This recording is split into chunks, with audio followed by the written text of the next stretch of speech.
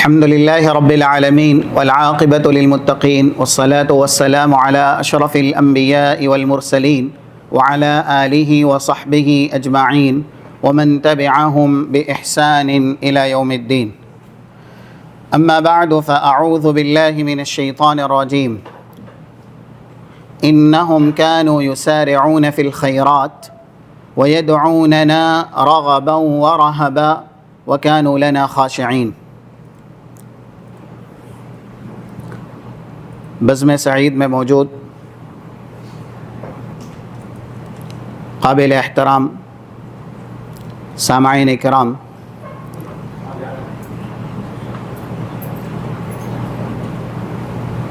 آج کی یہ ہفتہ واری نشست جس میں آپ کے سامنے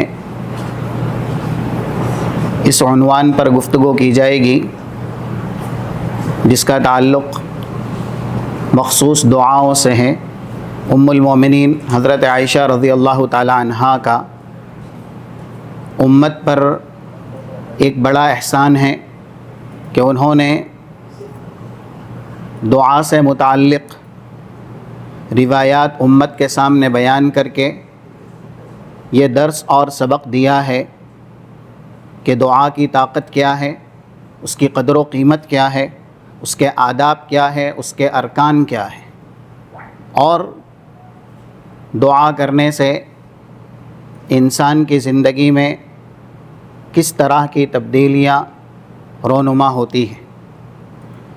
خطبہ مسونہ کے بعد سورۃ الانبیاء، سورت کا نام ہی ہے الانبیاء.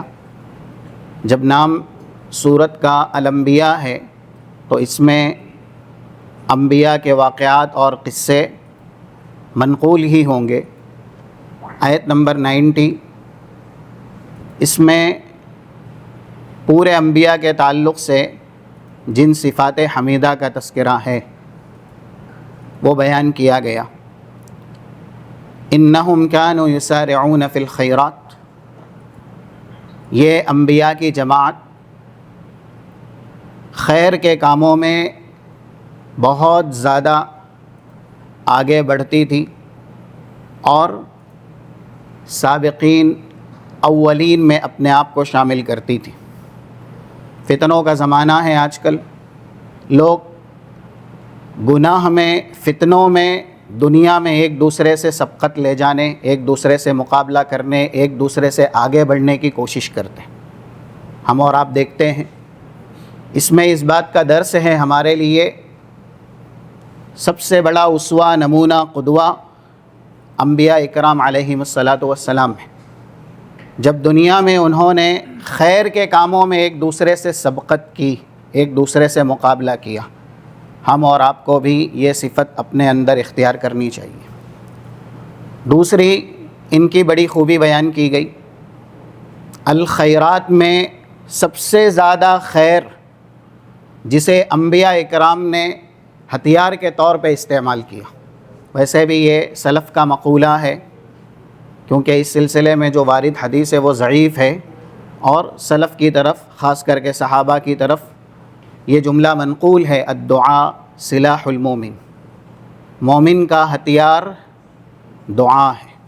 وَيَدْعُونَنَا رَغَبًا وَرَهْبًا، انبیاء جن کے تعلق سے اللہ کہہ رہا ہے یہ ہم سے دعائیں کرتے تھے، رغباً فی الجنہ، جنت کو حاصل کرنے کی رغبت میں، ورہباً، اور خوفا من النار، جہنم سے، اللہ کے عذاب سے بچتے ہوئے اور اس کا ڈر رکھتے ہوئے. وَكَانُوا لَنَا خَاشِعِينَ، یہ تیسری صفت ہے کہ انبیاء اللہ کے سامنے بندے بن کے رہتے تھے، متواضع، خاکسار، جس کے اندر افتقار ہو، انکساری ہو، عاجزی ہو. افتقار یعنی فقر، فقیری جسے کہتے ہیں. وَكَانُوا لَنَا خَاشِعِينَ. گزشتہ درس میں یہ بتلایا گیا تھا ارکان دعا میں ایک بڑا رکن ہے، اس لیے کہ دعا میں ایک داعی ہوتا ہے دعا کرنے والا، اور ایسے ہی ایک مدعو بھی جس سے دعا کی جاتی ہے، اور تیسری چیز المدعو جس سلسلے میں دعا کی جا رہی ہے یا جو مانگا جا رہا ہے۔ داعی دعا کرنے والا، اس کے تعلق سے رکن یہ ہے کہ وَيَعْتَرِفُ بِذَنبِهِ، اپنے گناہ کا اقرار، اپنے گناہ کا اعتراف کر کے وہ دعا کرے، تو ایسی دعا اللہ کے یہاں قبول ہوتی ہے۔ یہ دعا کی طاقت دیکھے اور اس کا کرشمہ دیکھے۔ اللہ کے نبی صلی اللہ علیہ وسلم کی ایک حدیث سننے کے بعد کچھ مثالیں آپ کے سامنے بیان کی جائیں گی۔ 3370 جامع ترمذی کے اندر موجود ہے یہ، لیس شیء اکرم علی اللہ من الدعاء، اللہ کے یہاں سارے نیک اعمال میں سب سے کرامت والا، شرافت والا، یعنی افضل ترین نیک عمل دعا کرنا۔ اس لیے انبیاء علیہم الصلاۃ والسلام کی نام کی صورتیں ہیں کلام مجید میں، کتنی ہیں؟ 6 ہیں۔ زیادہ تر میں آپ یہ دیکھیں گے جن کے نام کی صورت بیان کی گئی ہے ان کے تعلق سے یہ ضرور بیان کیا گیا کہ وہ اللہ سے دعا کرنے والے تھے۔ سورہ ابراہیم اس کی نمایاں مثال ہے، سورہ نوح یہ بھی اس بات پر دلالت کرتی ہے۔ حضرت نوح کے نام کی صورت ہے، اخیر میں آپ دیکھ لیں، آخری آیت میں 28 میں رب اغفر لی ولوالدی ولمن دخل بیتی مؤمنا وللمؤمنین والمؤمنات، اور کچھ جو بددعا کے کلمات ہیں، وقال نوح رب لا تذر علی الارض من الکافرین دیارا۔ حضرت ابراہیم، سورہ ابراہیم میں ان کا قصہ جہاں سے شروع ہوا، ابھی نام کے بعد ہی اللہ نے فوراً یہ وصف بیان کر دیا۔ یعنی انبیاء کے کارنامے بے مثال ہیں، یہ لا تعداد ہیں۔ ان سارے کارناموں کو بیان نہ کر کے سب سے اہم ترین کارنامہ یا سب سے اہم ترین عبادت انبیاء کے واقعات میں بیان کی گئی۔ 35 سورہ ابراہیم کی آیت میں دیکھیں، وَإِذْ قَالَ إِبْرَاهِيمُ رَبِّ اجْعَلْ هَذَا الْبَلَدَ آمِنًا، ابراہیم کے نام کے بعد سے ہی دعا شروع ہے، یعنی وَإِذْ قَالَ إِبْرَاهِيمُ۔ یاد کیجئے نبی اس وقت کو جب حضرت ابراہیم نے کہا۔ اب یہ مقولہ کیا ہے جو حضرت ابراہیم کہہ رہے ہیں؟ رب اجعل هذا البلد آمنا، اللہ اس ملک کو امن و امان کا گہوارہ بنا، اللہم آمنا فی اوطاننا۔ اس کے بعد اپنے لیے، اپنی اولاد کے لیے دعا کی گئی، وجنبنی وبنی ان نعبد الاصنام۔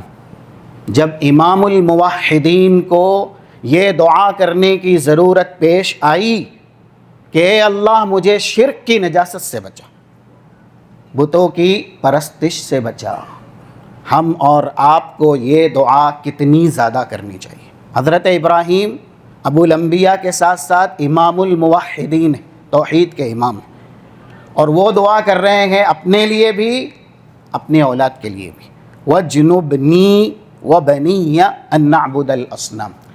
ایسے ہی ان کی دوسری دعا نقل کی گئی دوسری آیت میں 37 میں، ربنا انی اسکنت من ذریتی بواد غیر ذی زرع عند بیتک المحرم ربنا لیقیموا الصلاۃ۔ اللہ جو بھی وہاں آباد ہو جہاں میں نے اپنی ذریت کو چھوڑا ہے تیرے لیے، انہیں اقامت صلاح کی توفیق عنایت فرما۔ اس کے بعد دوسری دعا ہے جس میں الفاظ ہیں رب اجعلنی مقیم الصلاۃ ومن ذریتی ربنا وتقبل دعا، 40 نمبر کی آیت ہے، اور 41 نمبر کی بھی ربنا اغفر لی ولوالدی وللمؤمنین یوم یقوم الحساب۔ کہنے کا مطلب یہ ہے کہ انبیاء کے نام کی صورتیں ہیں، انبیاء کے واقعات ہیں، اللہ نے ان کے نام کی صورتوں میں بھی، ان کے واقعات میں بھی دعا کا تذکرہ ضرور کیا ہے، ہم اور آپ کو یہ سمجھانے کے لیے کہ اللہ کے یہاں یہ سب سے عظیم عبادتوں میں سے ایک عبادت ہے۔ اور اسی طریقے سے حضرت آدم جنت سے نکالے تو گئے، دوبارہ جنت میں کس خوبی کی وجہ سے وہ داخل ہوئے؟ قرآن کریم کہتا ہے 37 سورہ بقرہ کی آیت فَتَلَقَّى آدَمُ مِن رَبِّهِ کلمات، حضرت آدم نے اللہ سے چند کلمات سیکھے. اور ایک آیت دوسرے آیت کی تفسیر ہے. 23 سورہ اعراف کی آیت میں ہے قال ربنا ظلمنا انفسنا وان لم تغفر لنا وترحمنا لنكونن من الخاسرین. اس میں اس بات کا ثبوت بھی ہے کہ جو داعی ہے، دعا کرنے والا ہے، وہ اپنے گناہ کا اعتراف کرتے ہوئے اللہ سے دعا کر رہا ہے. جب ابو البشر حضرت آدم نبی ہونے کے باوجود دعا کرتے ہوئے اللہ کے سامنے یہ اقرار کر رہے ہیں کہ ربنا ظلمنا انفسنا، تو ہم اور آپ کو اپنی دعا میں اپنے گناہ کا اعتراف کس قدر کرنا چاہیے. اور فرق ابلیس کے دوبارہ جنت میں نہ جانے اور حضرت آدم کے دوبارہ جنت میں جانے میں یہی ہے کہ حضرت آدم نے دعا کی شکل میں اپنی غلطی کا اعتراف کیا، اور ابلیس نے اپنے گناہ کی، اپنے جرم کی وکالت کی. اس نے مانا ہی نہیں کہ میں نے گناہ کیا ہے، میں نے جرم کیا ہے. جس نے غلطی کا اعتراف کیا اور دعا کی، اللہ نے دوبارہ اس کو جنت دے دی. تو یہ ہے دعا کا مرتبہ، دعا کا مقام اور رتبہ. اور اس میں اس بات کی دلیل ہے کہ ہم جب بھی دعا کریں تو یا تو یہ دعا پڑھ لیا کریں، اللہ کے نبی صلی اللہ علیہ وسلم کی ہدایت ہے جس کے اندر ارکان دعا آ جاتے ہیں، جیسا کہ 1744 سلسلہ صحیحہ کے اندر بھی یہ ہدایت موجود ہے، اور 3505 جامع ترمذی کے اندر مشہور ترین حدیث ہے دعوت ذی النون اذ دعا وهو فی بطن الحوت. حضرت یونس کی دعا جس وقت وہ بڑی مچھلی کے پیٹ میں تھے. کیا ہے وہ؟ لا الہ الا انت سبحانک انی کنت من الظالمین. اس حدیث میں بھی یہ خوشخبری موجود ہے لم يدع رجل مسلم بها قط الا استجاب اللہ له. اس دعا کو کرنے کے بعد بندہ جس مصیبت سے اللہ کے سامنے نکلنے کا سوال کرے گا تو رب العالمین اسے اس مصیبت سے ضرور نکال دے گا. یہ 87 سورہ انبیاء کی آیات بھی ہیں جس میں اس بات کا تذکرہ ہے فنادا فی الظلمات، یعنی سب سے پہلا فی ظلمت البحر، اور دوسرا فی ظلمت الحوت، اور تیسرا فی ظلمت اللیل. فنادا فی الظلمات ان لا الہ الا انت سبحانک انی کنت من الظالمین. جواب یہ آیا 88 نمبر کی آیت میں سورہ انبیاء کی فاستجبنا لہ، ہم نے ان کی دعا کو فوراً قبول کیا. جان جانے سے بڑھ کے دنیا کی کوئی مصیبت ہو سکتی ہے، انسان کی جان ہی خطرے میں ہے، اس کا بچنا ہی ناممکن ہے. یہ تو سب سے آخری درجے کی مصیبت ہے نا. اللہ کے نبی صلی اللہ علیہ وسلم نے اسی لیے کہا الا اخبرکم بشیء اذا نزل بکم کرب او بلاء من امر الدنیا فدعا فرج عنہ. یہی 1774 نمبر کی 1744 نمبر کی حدیث سلسلہ صحیحہ کی ہے. کیا میں تمہیں ایسی چیز نہ بتاؤں؟ تمہیں دنیا کی کوئی سی بھی مصیبت، الفاظی ہیں کرب او بلاء من امر الدنیا، دنیا کی کوئی سی بھی مصیبت لاحق ہو، اور یہ دعا کے ذریعے اگر اس سے ازالے کا، اس سے چھٹکارے کا اور اس سے نکلنے کا آپ سوال کرتے ہیں تو اللہ اس مصیبت سے ضرور آپ کو چھٹکارا دے دے گا. قلنا بلا یا رسول اللہ، اللہ کے نبی صلی اللہ علیہ وسلم نے اس موقع پر کہا ضرور بتائیے. تب کہا گیا دعاء ذی النون، حضرت یونس علیہ السلام کی دعا. اور یہ بھی دیکھیں آپ، تکلیف میں، مصیبت میں، آفت میں سبحان اللہ کہنے کی فضیلت ہے. رسول اللہ صلی اللہ علیہ وسلم کو مکی زندگی میں بہت تکلیف دی گئی، خاص کر کے جب یہ کہا جاتا تھا نعوذ باللہ کہ آپ شاعر ہیں، آپ مجنون ہیں، اور آپ جو دین لے کر کے آئے ہیں وہ دین آپ کا ایجاد کردہ ہے، آپ نے بنایا ہے، آپ نے گڑھ لیا ہے، نعوذ باللہ۔ تو قرآن نے کہا 97 98 سورہ حجر کی آیات ہے، وَلَقَدْ نَعْلَمُ أَنَّكَ يَضِيقُ صَدْرُكَ بِمَا يَقُولُونَ فَسَبِّحْ بِحَمْدِ رَبِّكَ وَكُن مِّنَ السَّاجِدِينَ۔ نبی، ہم اچھے سے جانتے ہیں ان لوگوں کے کہنے سے آپ کے دل میں بہت تکلیف ہے۔ اب آپ اگر ان تکلیفوں کا ازالہ کرنا چاہتے ہیں، خاتمہ کرنا چاہتے ہیں، آج مصائب، آلام، تکلیفیں ہم اور آپ کو بھی گھیرے ہوئے ہیں، خاص کر کے ذہنی اضطراب، دل کی تشویش، قلق، رنج اور غم، جو تکلیف دکھتی نہیں لیکن انسان کو اندر سے توڑ دیتی ہے اور بہت زیادہ کمزور کر دیتی ہے۔ یہ الہی نسخہ ہے، اللہ بتلا رہا ہے۔ ایسے موقع پر دنیا کا کوئی علاج آپ کو شفا نہ دے، کیونکہ تکلیفیں آتی بھی اس کی طرف سے ہے اور جاتی بھی اسی کی اجازت سے ہے۔ اس لیے فسبح بحمد ربک، نبی آپ سبحان اللہ، الحمدللہ کے کلمات زیادہ سے زیادہ کہیے۔ اس کے کہنے سے جو یہ لوگ آپ کو تکلیف دے رہے ہیں، آپ تکلیفوں سے نکل جائیں گے۔ اللہ کے ذکر کے چند کلمات بہت مشہور ہیں نا، 4 جس کی فضیلتیں ہم اور آپ نے کافی سنی ہوئی ہے، 2694، اور اس کے بعد کی حدیث صحیح مسلم میں لأن اقول سبحان اللہ والحمد للہ ولا الہ الا اللہ واللہ اکبر احب الی مما طلعت علیہ الشمس، اور ایسے ہی صحیح مسلم میں 2137 نمبر کی حدیث بھی اس پہ دلالت کرتی ہے، احب الکلام الی اللہ 4، رسول اللہ کہہ رہے دنیا کی ہر نعمت سے مجھے یہ زیادہ پسند ہے، جن جن نعمتوں پر سورج طلوع ہوتا ہے، کہ 4 اللہ کے ذکر کے کلمات میں کہتا رہوں۔ ابتدا اس سے، حالانکہ آپ کوئی بھی ذکر کا کلمہ پہلے پڑھ سکتے ہیں، اجازت ہے، سبحان اللہ والحمد للہ، لیکن اللہ کے نبی نے سبحان اللہ سے ابتدا کی ہے، اور وہ صحیح بخاری کی آخری حدیث جو دلالت کرتی ہے کہ اس لفظ کی اللہ کے یہاں قدر و قیمت کتنی ہے، تسبیح اور تحمید کی، سبحان اللہ الحمد للہ کے کلمات کی اللہ کے یہاں قدر و قیمت کیا ہے۔ 7563 یہ آخری حدیث ہے صحیح بخاری کی، کلمتان حبیبتان الی الرحمن خفیفتان علی اللسان ثقیلتان فی المیزان سبحان اللہ وبحمدہ سبحان اللہ العظیم۔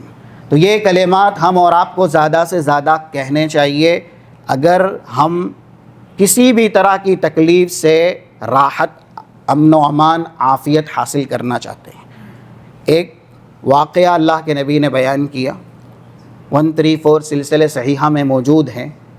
حضرت نوح اوصى لابنہ وہو علی فراش الموت، بالکل وفات کے بستر پہ ہیں اور اپنے بیٹے کو وصیت کر رہے ہیں، اوصیکم یا آمرکم باثنین وانہاکم عن اثنین، میں تمہیں 2 چیزوں کا حکم دیتا ہوں اور 2 چیزوں سے منع کرتا ہوں۔ یہ وصیت تھی حضرت نوح کی آخری اپنی اولاد کو۔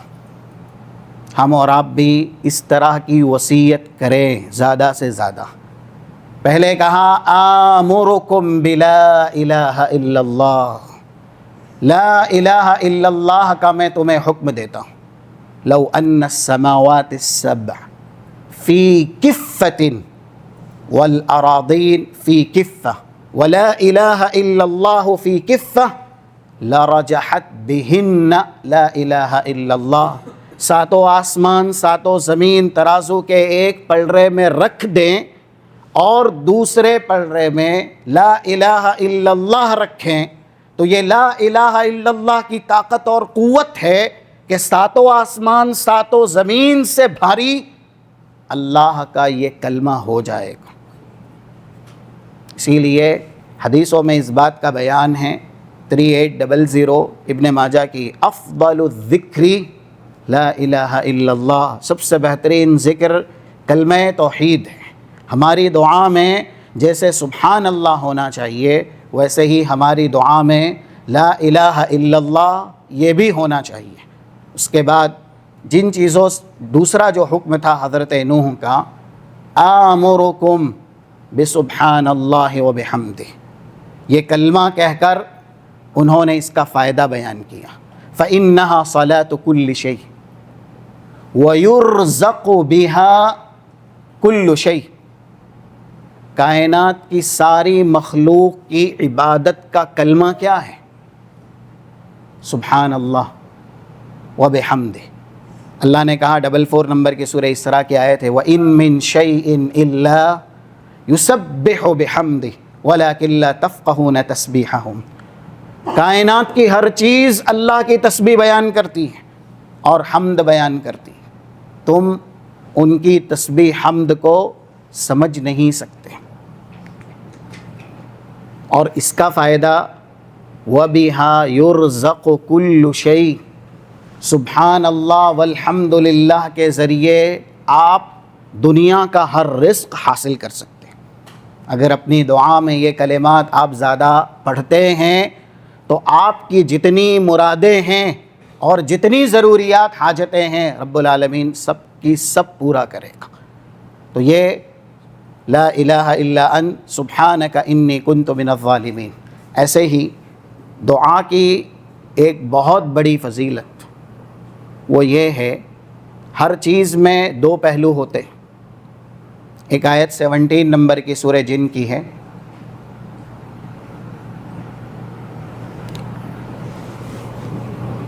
وَأَنَّا لَا نَدْرِي أَشَرٌ أُرِيدَ بِمَنْ فِي الْأَرْضِ أَمْ أَرَادَ بِهِمْ رَبُّهُمْ رَشَدًا، جنوں کا کہنا یہ ہے ہم کو نہیں معلوم زمین والوں کے ساتھ برائی کا ارادہ کیا گیا ہے یا ان کے رب نے ان کے ساتھ خیر کا ارادہ کیا۔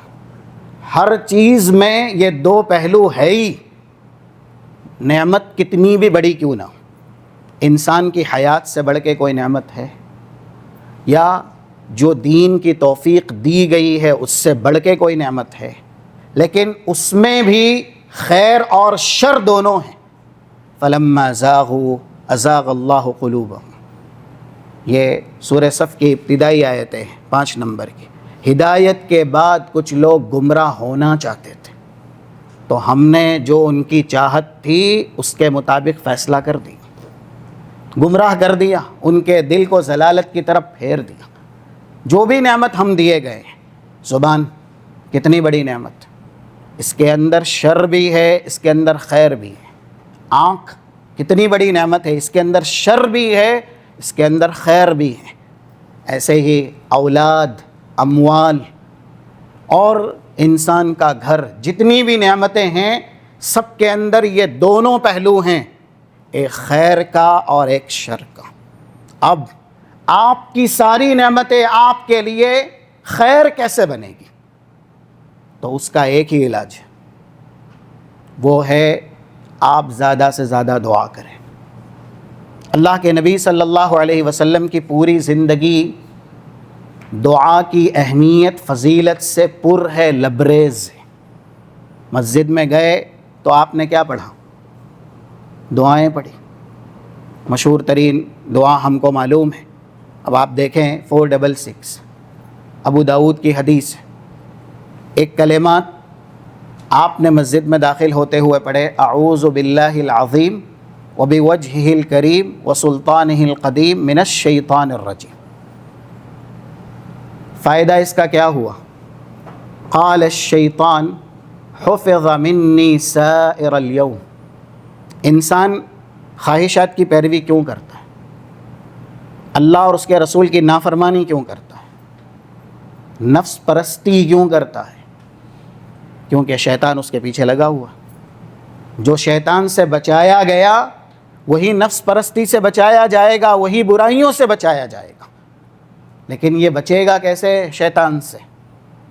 تو یہ دعا کے کلمات بتلا رہے ہیں کہ یہ دعا پڑھنے پر شیطان خود کہتا ہے کہ اے انسان تو مجھ سے بچا لیا گیا آج کے دن، حفظ منی سائر اليوم، اللہ نے تیری حفاظت کر لی۔ صحیح بخاری کے اندر 4548 نمبر کی حدیث ہے، ما من مولود الا وقد یمسہ الشیطان، جو بھی مولود دنیا میں پیدا ہوتا ہے شیطان اس کو مصیبت زدہ کرتا ہے، یعنی اس کو تکلیف دیتا ہے، یہاں تک کہ فیستحل صارخا من الشیطان، شیطان کے چھونے سے تکلیف دینے سے ہی وہ بچہ روتا ہے۔ یہ اللہ کے نبی کا فرمان ہے، ہم اور آپ کو ایمان رکھنا۔ دو ایسے ہیں جن کی پیدائش پر شیطان یہ کر نہ سکا، الا مریم وابنہا، حضرت مریم اور ان کے فرزند ارجمند اللہ کے بندے اور اس کے رسول حضرت عیسیٰ علیہ السلام۔ حضرت ابو ہریرہ جب یہ حدیث بیان کرتے ہیں تو شاگردوں کو استدلال کرتے ہوئے دعا کی اہمیت سمجھاتے ہیں۔ اقرأوا قول اللہ عز وجل، کہتے ہیں اللہ کا یہ فرمان پڑھو۔ سورہ ال عمران میں 36 نمبر میں کہا گیا وَإِنِّي أُعِيذُهَا بِكَ وَذُرِّيَّتَهَا مِنَ الشَّيْطَانِ الرَّجِيمِ۔ حضرت مریم کی والدہ نے ابھی ان کی ولادت بھی نہیں ہوئی تھی، اس وقت یہ کلمات کہے تھے، یا ولادت ہوتے ہی یہ کلمات کہے، اللہ ان کو بھی، یعنی میری بچی کو بھی اور ان کی نسل کو، ان کی اولاد کو بھی میں خاص تیری حفاظت میں سپرد کرتی ہوں، تیرے حوالے کرتی ہوں۔ حضرت ابو ہریرہ کہہ رہے ہیں جب شیطان رجیم سے ان کی والدہ نے دعا کی بچنے کی، اللہ نے اس دعا کو ان کے حق میں بھی سنا اور حضرت مریم کی اولاد جو کہ معجزے کے طور پر ہوئی حضرت عیسیٰ کی شکل میں بھی سنا۔ تو یہ دعا کی طاقت ہے، یہ دعا کی قوت ہے کہ آپ شیطان سے کس طرح بچ سکتے ہیں، دعا کے ذریعے۔ یہ ہمارے دین کی اچھائی دیکھے، اس کا حسن دیکھیں اور اس کا بہترین اخلاق دیکھیں۔ 2422 سلسلہ صحیحہ کی حدیث ہے، لا تسبوا الشیطان وتعوذوا باللہ من شرہ۔ کبھی ہوتا ہے نا انسان شیطان کو غصے میں برا بھلا کہہ جاتا ہے، نہیں، آپ شیطان کو بھی برا بھلا نہیں کہہ سکتے، حالانکہ قرآن اس بات کی تعلیم ہمیں دیتا ہے۔ 6 نمبر کی آیت سورہ فاطر کی، ان الشیطان لکم عدو فاتخذوہ عدوا، شیطان تمہارا دشمن ہے، اس کو دشمن ہی سمجھو، یہی عقل مندی کا تقاضا ہے۔ لیکن ایسا نہیں ہونا چاہیے کہ انسان کسی کا شر بیان کرتے کرتے خود شر پہ آ جائے، یا کسی کے شر سے محفوظ رہتے ہوئے اپنے آپ کو شر میں داخل کر لے۔ شیطان کی اگر زبان سے سب و شتم کی جائے گی، برائی کی جائے گی، تو پھر شیطان اور بڑا ہو جاتا ہے اور پھول جاتا ہے، گھر کے مانند ہو جاتا ہے، کیونکہ وہ تسلیم کرتا ہے کہ ہاں میں نے اس کا بگاڑا ہے۔ تعلیم یہ دی گئی کہ آپ یا تو اعوذ باللہ من الشیطان الرجیم پڑھیں یا پھر بسم اللہ الرحمن الرحیم پڑھیں۔ فَإِنَّهُ تَصَاغَرَ، وہ ہلکا، ذلیل، رسوا اور چھوٹے سے چھوٹا ہو جائے گا اللہ کا نام لینے پر۔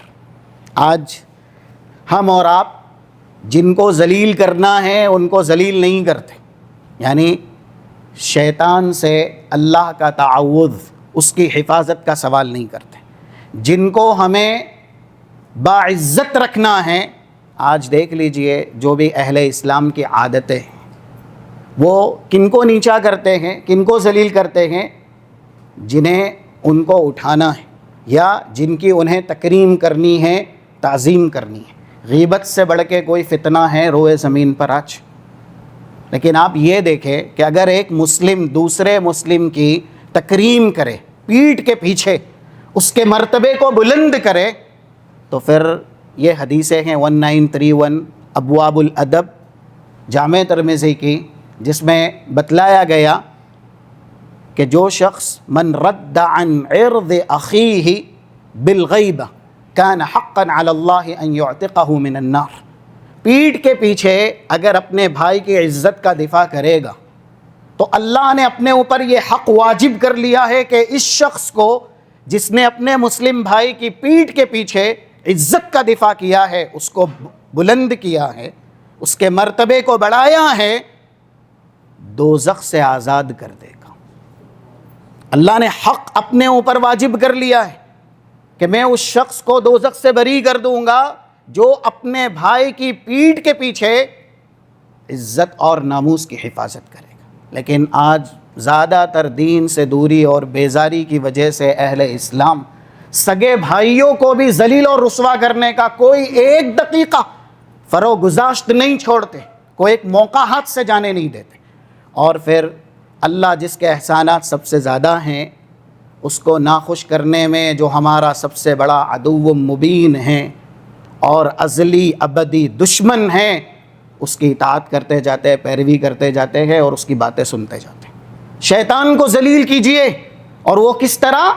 اللہ سے حفاظت کا سوال مانگیے، اعوذ باللہ من الشیطان الرجیم، کیونکہ یہ مختصر سا جملہ بھی اپنے آپ میں اتنی طاقت رکھتا ہے کہ آپ کو شیطان کے ہتھ کنڈوں سے محفوظ اور مامون کر سکتا ہے۔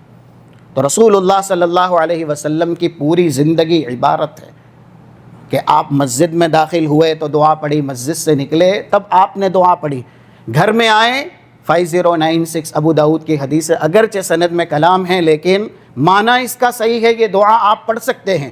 اللہم انی اسألک خیر المولج و خیر المخرج، بسم اللہ ولجنا، بسم اللہ خرجنا، وعلی اللہ ربنا توکلنا۔ اس کے بعد آپ نے سلام کیا، کیونکہ حدیث کے اندر یہ الفاظ ہے کہ سلام اس دعا کے بعد پڑھا جائے گا یا سلام اس دعا کے بعد کیا جائے گا۔ تو گھر میں داخل ہوتے ہوئے پہلے آپ دعا پڑھتے ہیں، گھر سے نکلے اللہ نہ کرے انسان کے ساتھ کوئی حادثہ رونما ہو جائے۔ یہ حادثات کیوں ہوتے ہیں؟ جلد بازی میں جب آپ سب سے اہم ترین چیز بھلا دیے جاتے۔ انسان آج موبائل نہیں بھولتا لیکن گھر سے نکلنے کی دعائیں اکثر و بیشتر بھول جاتا ہے۔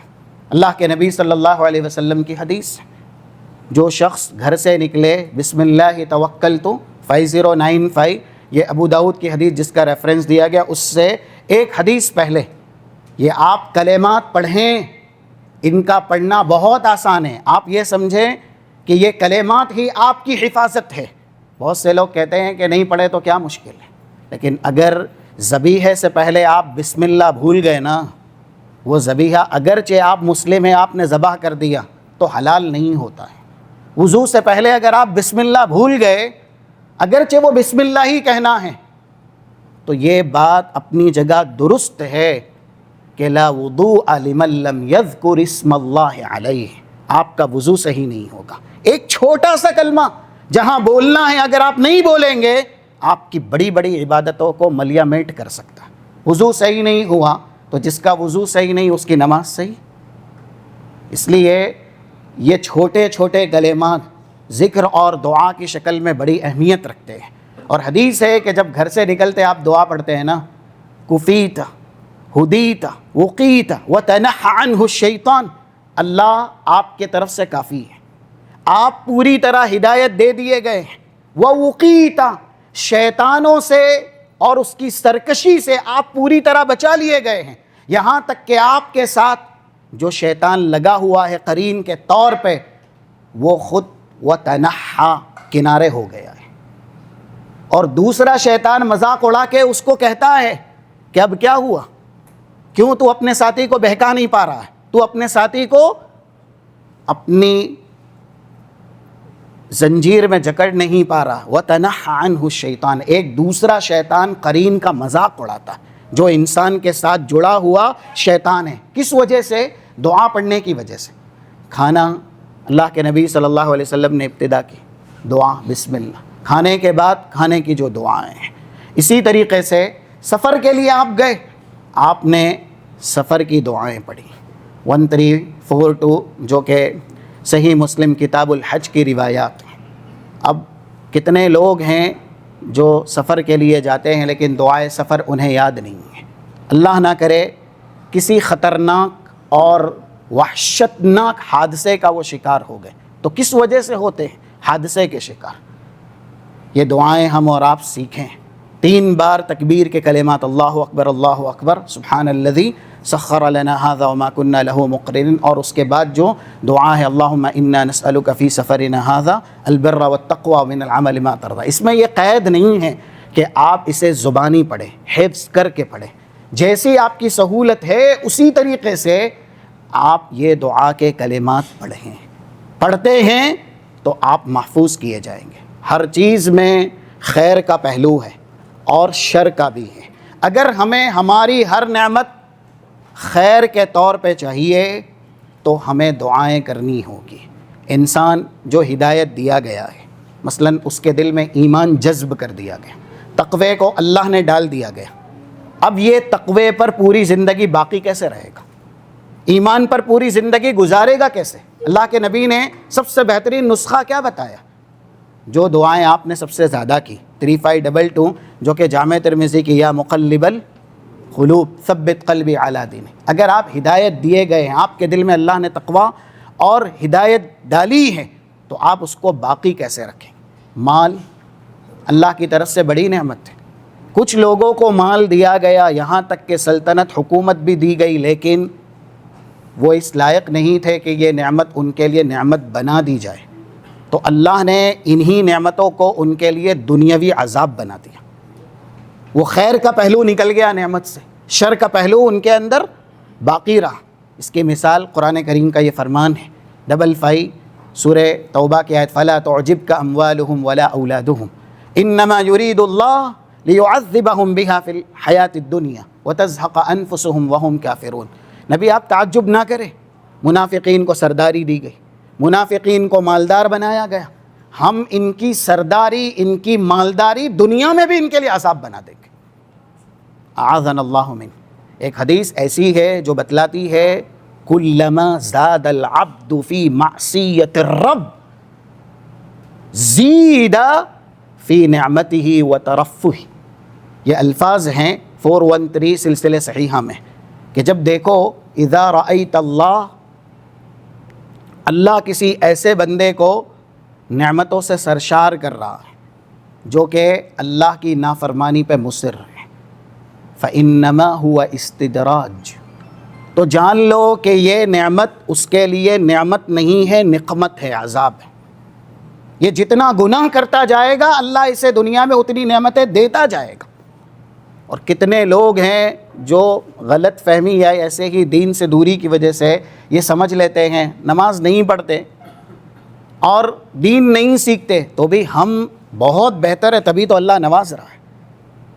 یہ حدیث بتلاتی ہے جتنا انسان گناہ زیادہ کرے گا کبھی کبھی اللہ اسے ایسا عذاب دیتا ہے کہ دنیا میں نعمتیں ہی دیتا ہے۔ اور یہ قرآن کی آیت ہے 44 سورہ نام کی فَلَمَّا نَسُوا مَا ذُكِّرُوا بِهِ فَتَحْنَا عَلَيْهِمْ أَبْوَابَ كُلِّ شَيْءٍ۔ جن لوگوں نے ہماری نصیحتوں کو فراموش کر دیا، ہم کو بھی بھلا دیا، ہم نے ان کے لیے دنیا میں دروازے کھول دی، لیکن اب یہ نعمتیں ان کو خود پریشان کرے گی۔ بہت سے لوگ زیادہ مال ہونے کی وجہ سے بھی خودکشی کر گئے، ایسے کتنے واقعات ہم اور آپ نے سنے ہیں۔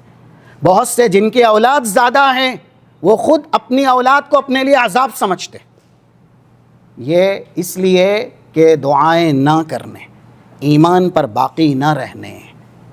اللہ نے نعمتوں میں سے خیر کا پہلو نکال لیا، شر کا پہلو داخل کر دیا۔ قارون حکومت دیا گیا، دوسری طرف حضرت سلیمان بھی دیے گئے۔ حضرت سلیمان کی دی گئی حکومت ان کے حق میں نعمت ہے کیونکہ انہوں نے دعا کے ذریعے حاصل کی۔ 35 سورہ صاد قال رب اغفر لی وہب لی ملکا لا ينبغی لأحد من بعدی۔ اور دوسری طرف قارون کے بارے میں اللہ نے کہا 8182 جو سورہ قصص کی آیات ہے، فَخَسَفْنَا بِهِ وَبِدَارِهِ الْأَرْضِ، اس کے خزانے سمیت زندہ زمین میں اس کو ہم نے دفن کر دیا۔ بچہ، یہ بھی صحیح بخاری کے اندر دلائل کے طور پہ بیان کیا گیا، بہت سی احادیث ہیں جو اس معانی پر دلالت کرتی ہیں۔ اذا اراد احدکم ان یأتی اہلہ، جب انسان اپنے اہل سے ملنے آئے، یعنی مجامعت کی طرف اشارہ ہے، اور وہاں پر بھی ایک دعا سکھائی گئی، اللہم جنبنا الشیطان وجنب الشیطان ما رزقتنا۔ یہ دعا پڑھنے کے بعد اس کا اثر آپ دیکھیں، فَإِن قُدِّرَ بَيْنَهُمَا فِي ذَلِكَ، اگر مقدر ہوا ان دونوں کے ملنے کی وجہ سے کوئی بھی ولد یعنی بچہ یا بچی، لم يضرہ الشیطان ابدا، دعا پڑھنے کی وجہ سے شیطان پوری زندگی اس کا کچھ نہیں بگاڑ پائے گا۔ لیکن یہ معمولی سا یا ایسے ہی آسان سا ذکر جو پڑھنے میں بہت ہلکا ہے، زیادہ تر انسان بھول جاتا ہے، اور جب بھولتا ہے تو قیمت صرف اس وقت نہیں چکاتا، پوری زندگی چکاتا ہے۔ تو یہ فضیلت ہے دعاؤں کی کہ انسان اللہ سے مانگتا ہے تو اس کی نعمت میں خیر ہے، کیونکہ نعمت میں شر بھی ہے۔ اگر ہمیں شر سے بچنا ہے کسی بھی نعمت میں تو دعا کرنی ہوگی۔ بس یہ آخری بات 15 نمبر کی آیت سورہ احقاف کی ہو، یا اسی طریقے سے 73 نمبر کی سورہ فرقان کی، اولاد کے تعلق سے کہا گیا نا، ربنا حب لنا من ازواجنا وذریاتنا قرۃ اعین، پڑھیے زیادہ سے زیادہ، اپنی زبان پر ورد کی شکل میں بنائیے، اور رب اوزعنی ان اشکر نعمتک التی انعمت علی وعلی والدی وان اعمل صالحا ترضاہ واصلح لی فی ذریتی۔ انبیاء کو بھی ضرورت پڑی، جبکہ ان سے بہتر کوئی تربیت کر نہیں سکتا، کہ یہ وہ دعائیں کرے، تو ہم اور آپ کو دعاؤں کا سہارا لینے کی ضرورت کتنی زیادہ ہے۔ انشاءاللہ بس آخری بات آئندہ درس میں آپ کے سامنے بیان کی جائے گی۔ رب العالمین ہمیں ان لوگوں میں سے بنائے جو زیادہ سے زیادہ اللہ کے سامنے التجا کرتے ہیں اور اپنی دعا میں خشوع برتتے ہیں، اور ایسے ہی اللہ ہماری نعمتوں کو تادم حیات نعمت بنائے رکھے۔ اللہم من احییتنا منا فاحینا علی الاسلام ومن توفیتنا منا فتوفنا علی الایمان۔